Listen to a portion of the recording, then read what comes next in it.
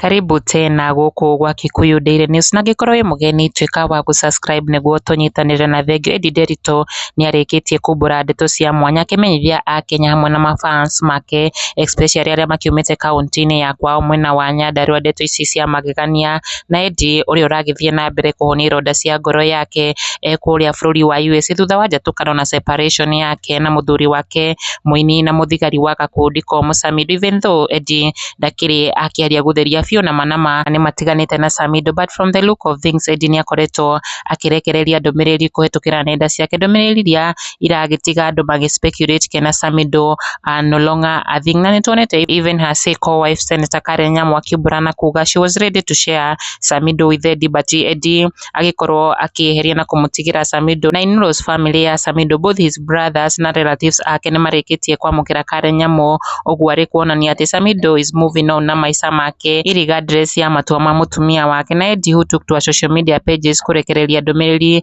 sending a strong message kuri timu ya andu aria maragiciria ni hotekekete na kuga after you have survived, teach yourself how to thrive because you deserve to be happy after making it through everything that tried to destroy you. #nothing but prayers.